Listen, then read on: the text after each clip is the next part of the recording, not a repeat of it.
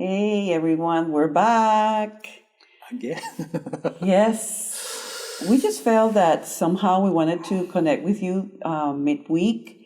And lately, Neusom and I have had an amazing opportunity of doing a bilingual radio show. So it's something we've been doing dialogue in English and then I translate. So today's only going to be English. That's the good news that I So have. today Anna's going to speak and I'm going to translate. Oh, wow, that would be awesome. Yeah, right. She's But going to speak English and I'm going to translate. And he will translate into a deeper meaning because we know him. Everything with Newsom has to be deeper and poignant. And we're going to get there. Yeah, okay. But welcome to the show. Thank you, dear. And Newsom, how haven't you been questioning yourself? What is this whole coronavirus all about? Yeah, I have. And what has been coming to mind? So, one of the things that I think if you just describe what's happening, one of the things that's happening is that people are being separated, forced into separation, somewhat into isolation. And I think it's what's it's doing in that sense is amplifying what we have been in the process of doing, which is pointing fingers and blaming others and separating ourselves from others, either saying we're not like them or something like that. At the same time, the very source of it actually is that we are all completely connected. So a virus that starts in China is in the United States, in Italy, in Australia. It's everywhere. The same thing that affects one affects all of us. And so I think it's like a metaphor, a way of us, we can at least use it as this, a metaphor to kind of see the human condition of both isolation when we don't recognize our oneness. As we recognize that we're all in this together, that will be when we begin to cure this or heal this problem.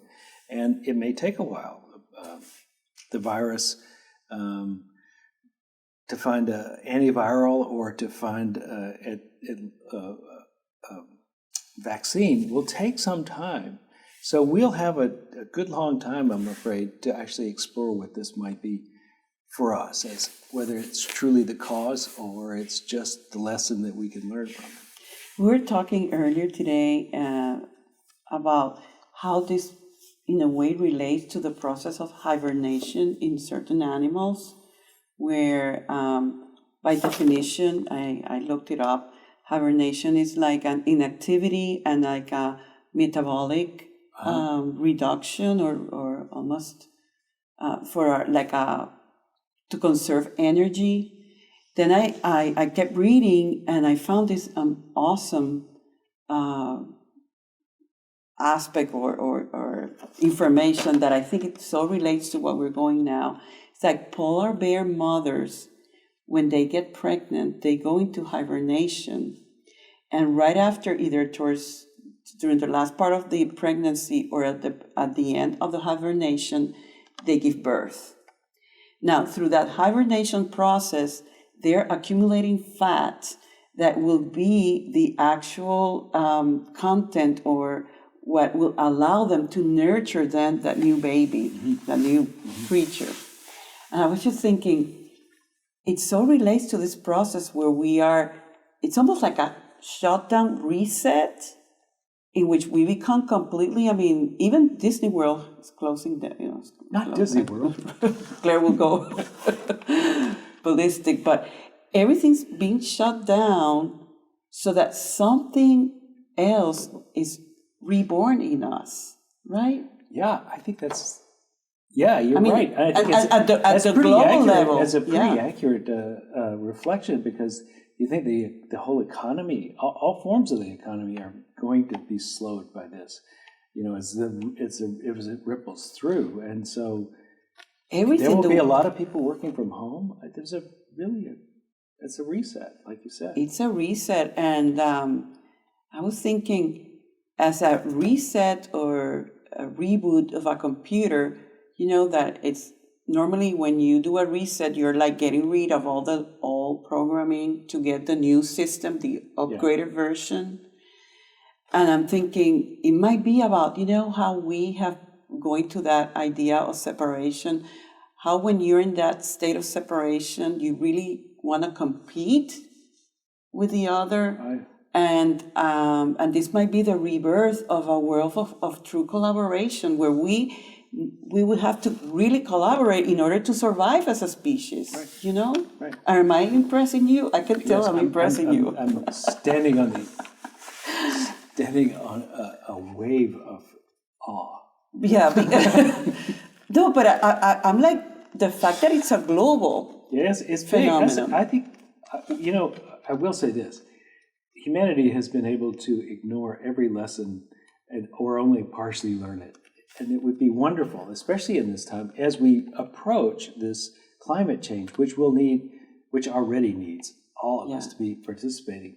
This is just one more example of how we are just one organism called humanity, or actually life on Earth, that it must pull together or it will be very uncomfortable. So it's almost like a plea maybe from Mother Earth saying, stop it. Yeah, could be. You know, if you cannot get your together, I'll do it for you. Yeah. Well, give you a hand.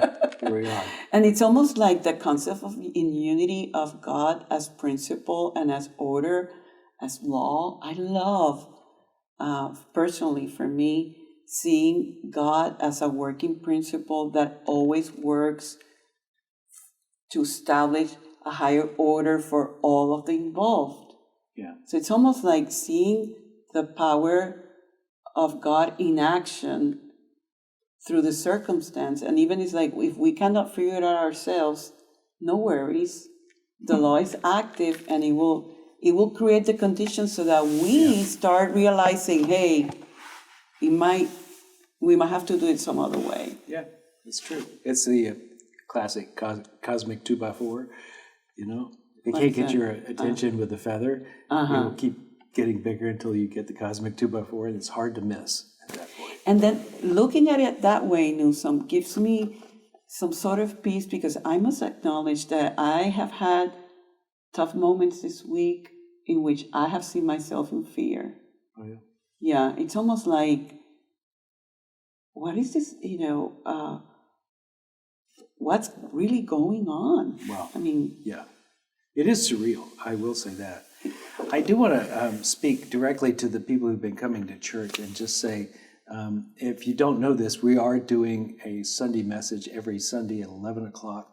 And we hope you'll tune in then. But you can also pick it up on Facebook some other time or on YouTube. But we're trying to keep this sense of community, which is something that is very precious, and I hope we don't lose in this time period, because your immune system, your sense of well-being, everything is improved by coming to a spiritual service like we do every week. And so you've known that, and you've been coming. So please continue to hold us in your mind and in your heart, because at some point we will open the doors on Sunday just like we used to. as I'm hearing you, Neusom, you know what I was brought to this memory. A couple of years ago, we really had serious conversations as a staff and board about being a worldwide catalyst for awakening, Right. remember? And I'm thinking, nowadays, there's not really barriers in terms of the internet and Sure. how, right? I mean, Right. I don't know if you're aware, but in our SoundCloud page, there's people from all over the world listening to your talks, or even in my show and on my social media, we have followers in Norway, and I don't mean to be bragging about it, although it's good. Why not? But isn't that a possibility that there might be people out there that in their countries, in their communities, they don't have access to this type of information? And now, because of us being more proactive, because it's just what we got to do to keep this ministry going, now we are putting out something that can be the right and perfect message for that person that is particularly waiting on us. Yes. To get that. And then that's where you again see divine order working its way through whatever we might get to label like difficult, it should not be happening, and just trusting that somehow this will ultimately unfold into a higher good for somebody else besides us. Besides us. Let's have a prayer and we'll close.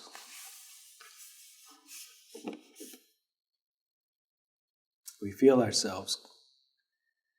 And as we feel the body and feel the emotions and listen to the thoughts, we realize that while we can pay attention to them, they must not be who we are. For we are the consciousness that sees it all.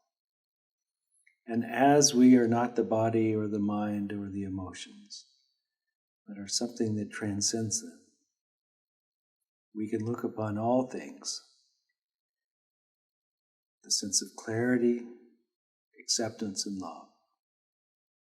May we look upon ourselves, upon the world, and upon what's happening around this time of crisis. May we look upon it with the eyes of God, free, clear, and powerful. And may love be the thing that keeps us together. And so it is. Amen. That was beautiful. I would love, are we ready to end, or can I just say something else? I know you need to say it. That's easy. Let's just say it. I found this so beautiful from somebody online. It says, whatever bothers you is teaching you patience. Whoever is abandoning you is teaching you to be strong on your own. Everything that upsets you is teaching you forgiveness and compassion. Everything that you hate is teaching you unconditional love. Everything you fear is teaching you courage. And everything, this is to me like the highlight, everything you cannot control, it's teaching you to let go. And that's what we're doing, Neusom. We're letting it go, we're trusting, we're surrendering, and just like Charles Fillmore would say, expect only the good. And so it is. So it is. Thank you for watching.